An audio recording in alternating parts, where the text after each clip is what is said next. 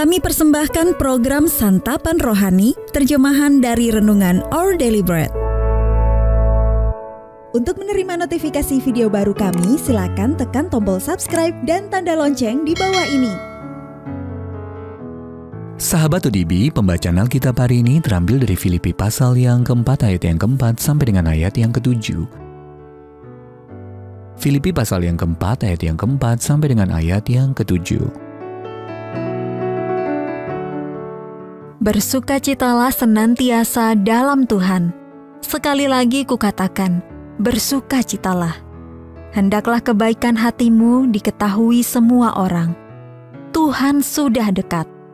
Janganlah hendaknya kamu khawatir tentang apapun juga, tetapi nyatakanlah dalam segala hal keinginanmu kepada Allah dalam doa dan permohonan dengan ucapan syukur. Damai sejahtera Allah yang melampaui segala akal akan memelihara hati dan pikiranmu dalam Kristus Yesus. Ayat mas renungan hari ini terambil dari Yakobus pasal yang keempat ayat yang kedua. Kamu tidak memperoleh apa-apa karena kamu tidak berdoa. Renungan hari ini berjudul Minta Saja, ditulis oleh Arthur Jackson. Sahabat ODB, tiba-tiba saja dari Rubanah terdengar pekik gembira istri saya, Shirley. Setelah berjam-jam berkutat dengan suatu proyek buletin, yang nyaris mau nyerah.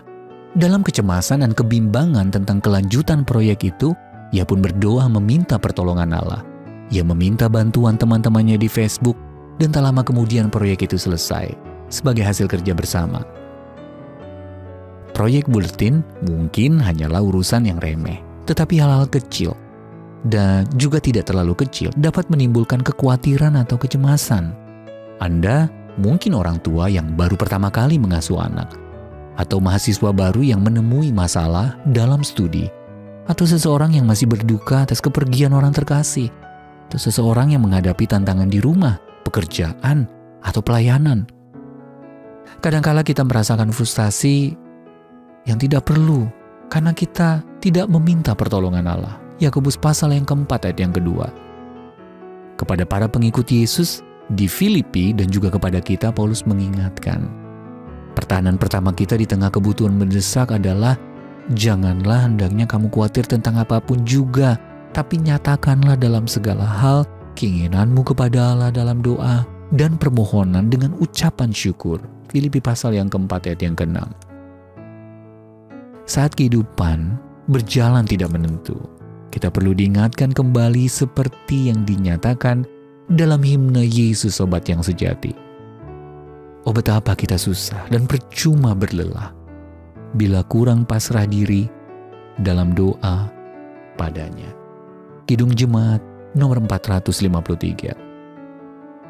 Bisa jadi setelah kita meminta pertolongan Allah, Dia akan memimpin kita untuk meminta pertolongan dari orang-orang yang dapat membantu kita. Sahabat ODB, situasi apa yang dapat Anda bawa kepada Allah dalam doa? Lalu mengapa Anda terkadang ragu untuk meminta pertolongan Allah atau orang lain? Bapa, ampunilah aku karena tidak membawa bebanku kepadamu dalam doa. Tolonglah aku untuk berani mencari orang lain dan meminta pertolongan mereka. Our daily bread.